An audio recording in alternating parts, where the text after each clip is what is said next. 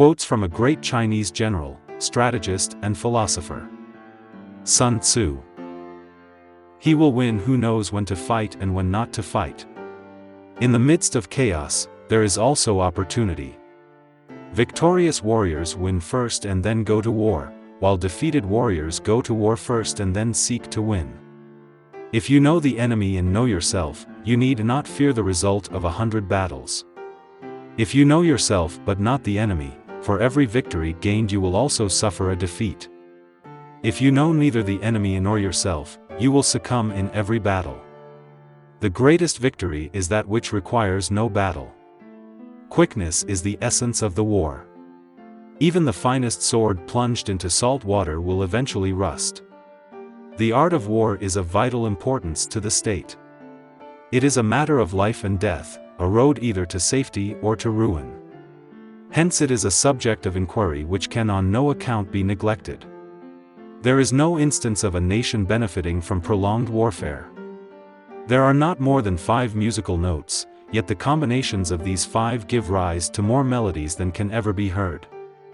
There are not more than 5 primary colors, yet in combination they produce more hues than can ever been seen. There are not more than 5 cardinal tastes, yet combinations of them yield more flavors than can ever be tasted. Who wishes to fight must first count the cost. You have to believe in yourself. Build your opponent a golden bridge to retreat across. One may know how to conquer without being able to do it. What the ancients called a clever fighter is one who not only wins, but excels in winning with ease. The wise warrior avoids the battle. The whole secret lies in confusing the enemy, so that he cannot fathom our real intent. One mark of a great soldier is that he fight on his own terms or fights not at all. If the mind is willing, the flesh could go on and on without many things. He who is prudent and lies in wait for an enemy who is not, will be victorious.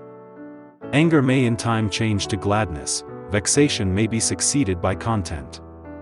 But a kingdom that has once been destroyed can never come again into being, nor can the dead ever be brought back to life. There are roads which must not be followed, armies which must not be attacked, towns which must not be besieged, positions which must not be contested, commands of the sovereign which must not be obeyed. Attack is the secret of defense, defense is the planning of an attack. Great results can be achieved with small forces. Opportunities multiply as they are seized. If quick, I survive. If not quick, I am lost. This is death. To secure ourselves against defeat lies in our own hands, but the opportunity of defeating the enemy is provided by the enemy himself. Bravery without forethought causes a man to fight blindly and desperately like a mad bull. Such an opponent must not be encountered with brute force, but may be lured into an ambush and slain. Wheels of justice grind slow but grind fine. Never venture, never win. The skillful tactician may be likened to the shuaijian. Now the shuaijian is a snake that is found in the Chang Mountains. Strike at its head, and you will be attacked by its tail. Strike at its tail, and you will be attacked by its head. Strike at its middle, and you will be attacked by head and tail both. It is easy to love your friend, but sometimes the hardest lesson to learn is to love your enemy. Be where your enemy is not. Who does not know the evils of war cannot appreciate its benefits. In battle, there are not more than 2 methods of attack, the direct and the indirect, yet these 2 in combination give rise to an endless series of maneuvers. Plan for what it is difficult while it is easy, do what is great while it is small.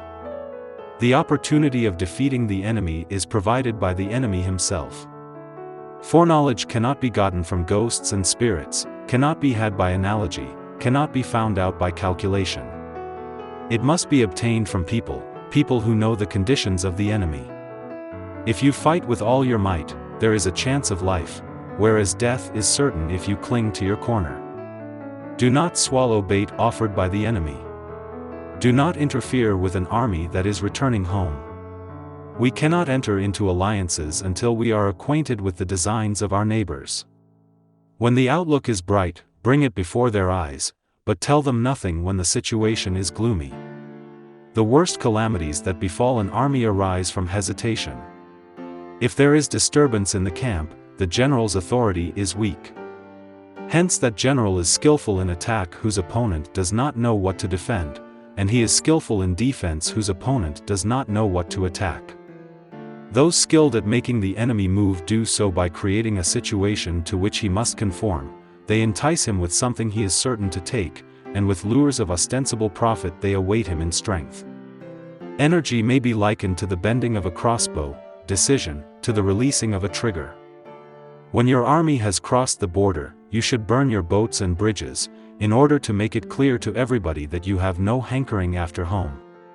There are 5 dangerous faults which may affect a general: recklessness, which leads to destruction; cowardice, which leads to capture; a hasty temper, which can be provoked by insults; a delicacy of honor which is sensitive to shame; over-solicitude for his men, which exposes him to worry and trouble.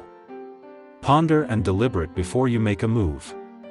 Rewards for good service should not be deferred a single day. Begin by seizing something which your opponent holds dear, then he will be amenable to your will. If words of command are not clear and distinct, if orders are not thoroughly understood, then the general is to blame. But, if orders are clear and the soldiers nevertheless disobey, then it is the fault of their officers. If his forces are united, separate them. Move not unless you see an advantage, use not your troops unless there is something to be gained, fight not unless the position is critical. The general who advances without coveting fame and retreats without fearing disgrace, whose only thought is to protect his country and do good service for his sovereign, is the jewel of the kingdom. It is only the enlightened ruler and the wise general who will use the highest intelligence of the army for the purposes of spying, and thereby they achieve great results. If soldiers are punished before they have grown attached to you, they will not prove submissive. And, unless submissive, then will be practically useless. If, when the soldiers have become attached to you, punishments are not enforced, they will still be unless. Convince your enemy that he will gain very little by attacking you, this will diminish his enthusiasm. To fight and conquer in all our battles is not supreme excellence. Supreme excellence consists in breaking the enemy's resistance without fighting.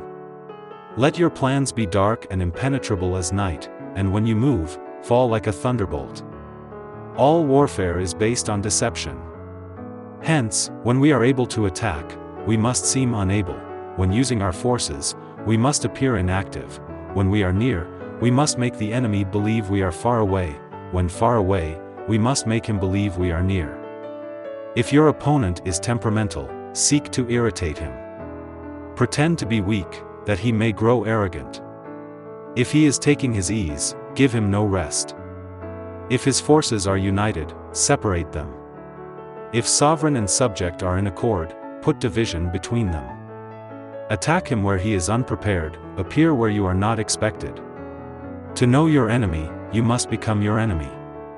Thus we may know that there are 5 essentials for victory. He will win who knows when to fight and when not to fight. He will win who knows how to handle both superior and inferior forces. He will win whose army is animated by the same spirit throughout all its ranks. He will win who, prepared himself, waits to take the enemy unprepared. He will win who has military capacity and is not interfered with by the sovereign. Treat your men as you would your own beloved sons, and they will follow you into the deepest valley. When the enemy is relaxed, make them toil. When full, starve them.